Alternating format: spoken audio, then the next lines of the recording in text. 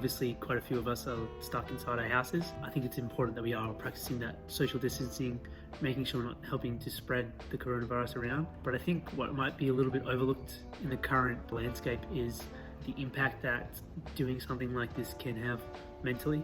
Being stuck inside your house can become very tiresome, very frustrating, particularly for people who are isolated by themselves. So obviously when you're with family, there's that little benefit of having people to bounce off day to day. But if you're alone, don't have anyone you're living with, it can become very, very frustrating and very tiring.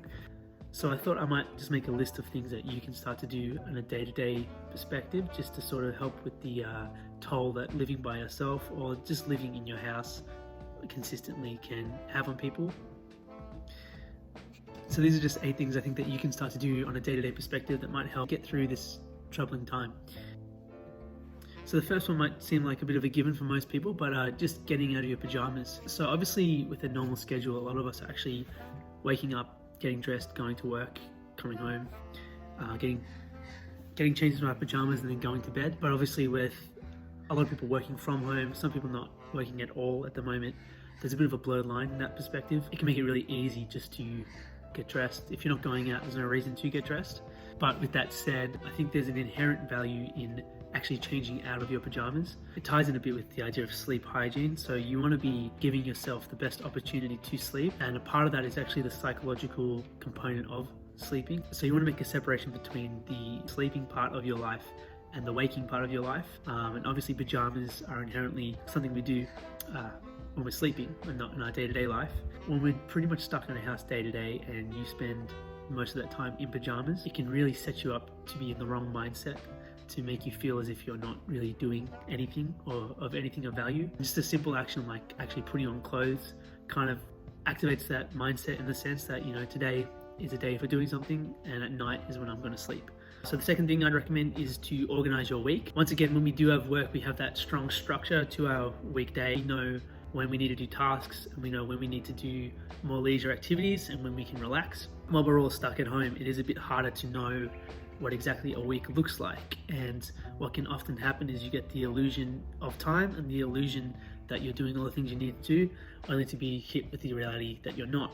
So for example, if you're someone who enjoys exercising, you might have found that prior to the self-isolation that you only had a few hours in a day to actually do exercise. So all of a sudden it was a bit easier to make sure you're doing that every day. When you now have 20 hours in a day to actually go and exercise, it's often the case that you don't do it because you have the illusion that you could do it anytime. And so by organizing your week, you're able to keep a bit of structure, but you're also able to essentially confirm to yourself that you have that productivity. The third thing I recommend is to learn a new skill. So we're in a very rare circumstance at the moment where we actually have a luxury of time. So often you'll hear people say how if they had a bit more time around their working week, they'd actually try to do a new skill. They might, you know, learn to paint, learn an instrument, learn a language. So the fact that we now have a lot more time to do those things is a blessing in a sense. So may be a positive in a very negative situation, but by learning a new skill, you're actually not only filling out your day a bit, but you also give yourself that sense of productivity. So on top of this, I'd also recommend you track your new skill, make a way to record how it's developed across time. If it's an instrument, maybe that's you recording a video every week.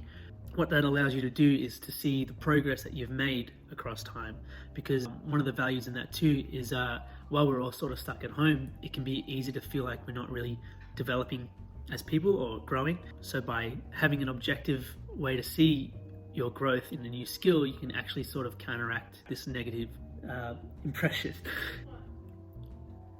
I just belched.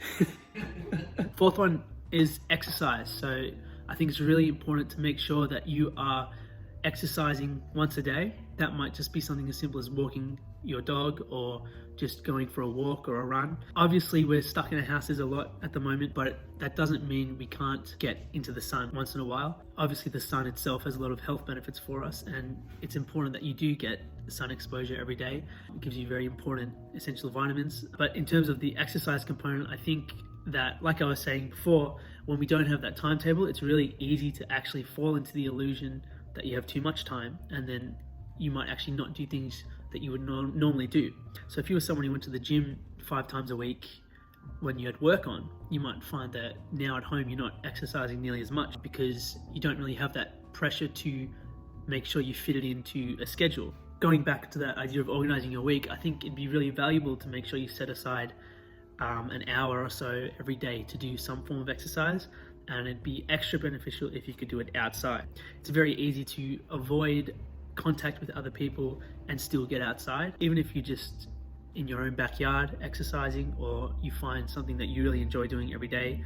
I don't really need to go into the benefits of health related to exercise. I think they're pretty well known by everybody, but obviously it's something you don't want to be neglecting. So the fifth one is to journal your experiences. So this is more specific to people who are completely isolated by themselves, but I think you can still sort of apply it to anybody. When we do have that social interaction with people day to day, one of the benefits of that is that we can essentially vent our frustrations and our worries, also share the good stuff too. In absence of having that direct contact with people, journaling can be a really good way to work around it. So by journaling your worries and anxieties, you might feel that it's an opportunity to vent and might give you a bit of stress relief. It's also a really good way to turn abstract concerns into concrete ideas. So maybe you feel a sense of anxiety or you feel a bit depressed, but you're not sure why. By journaling your day-to-day life and journaling your thoughts and feelings, you might actually find that you start to see the pattern and the basis of why you're feeling that way or why you're thinking that way. I think that's a really good idea, particularly if you don't have people you can talk to day to day. So number 6, which is organizing time to call friends and family. Again, so particularly if you're by yourself, you might find it really draining if you're not consistently talking to people. Obviously, it's a hard thing to pull off when you can't go and see people, but in absence of that, I think calling family and friends or even Skyping with them so you have that face-to-face contact. It's also killing 2 birds with 1 stone, because it's a chance for you to also hear how your friends and family are doing. Particularly if you have older people in your family, it's a good opportunity to make sure that they're doing okay and they have all the things they need, but it also gives you a chance to fulfill that need for social connection. I think it's important to make sure we start to structure our week not only around productive skills and tasks, but also around our family and friends. You don't want to lose the connections you have, and you also want to make sure that you're having the opportunity to keep up with everybody who's important to you. So the last 2 are actually a bit more in the realm of psychology itself, not necessarily day-to-day skills, but 2 particular forms of therapy that I think are beneficial for everyone and are doable by anyone. So the first one, or number 7 on this list, is mindfulness. Obviously, that's become quite a popular term in more recent times, and probably with good meaning too, because it's actually very beneficial. So in essence, what mindfulness is the ability to ground ourselves into the present moment. So often when we have anxiety or we feel a bit depressed, it's often related to either worrying about the future or ruminating on the past. To focus on the present is a really undervalued skill. So what you'll often see if you actually go through a meditative process with like YouTube or an app is that they'll encourage you to be aware of when your thoughts drift and then to bring them back into the present. This is a really generalizable skill. It's not necessarily the fact that people who work effectively are concentrating the whole time, but instead they have a very good ability to identify when their thoughts have drifted. So when they're off task. So mindfulness is actually a really good way to also practice the ability of staying on task by being aware of when you go off task. So if you are looking to practice mindfulness, you can probably find a good guide through YouTube, but I think the most common app, particularly in Australia, is Smiling Minds. There are probably a few others, but I would avoid any app that requires you to pay, because I don't think it's a skill that really needs a price tag on it. It's a skill that you can sort of self-lead yourself through. Obviously, guided meditation is helpful, but don't be fooled by promises of more effective techniques. It's a very fundamental idea and not one that you need to be paying for. The last recommendation I'm going to make, and number 8 on this list, is cognitive behavioral therapy. So this is actually a really common form of therapy, and if you do see a psychologist, it's very likely that they'd actually take you through this practice. I think there's an inherent value of seeing a psychologist for cognitive behavioral therapy, but I also think that you can actually do it yourself if you understand how it works. And you might find that by developing the skills related to cognitive behavioral therapy, your general day-to-day worries and anxieties might diminish a bit. I'm actually going to make another video sort of going more in depth into how you might actually start to practice cognitive behavioral therapy. But in essence, what it is the ability to identify the thoughts and behaviors that we have and how they interrelate. So the ability to see how particular thoughts we have impact our subsequent behaviors and how we feel. So what cognitive behavioral therapy sort of helps you do is appreciate the way that your thoughts are manipulating how you feel, and instead sort of understand that there's probably a middle ground. One of the interesting things about the way the brain works is that we tend to value things we put an emotional value on. So for example, things that you care about are going to stay in your brain. Things that you have zero care about will stay in the past. Similarly, we can't really control what we think about. If you, for example, try to not think about a pink elephant, you're not going to be able to do it because inherently it's in your brain. So even if you're thinking to yourself now, well, I'm not thinking about a pink elephant, you are, because you're acknowledging the pink elephant. And so our thoughts sort of work the same way. So those are just 8 things that I think you can start to do every day that might help you through this time.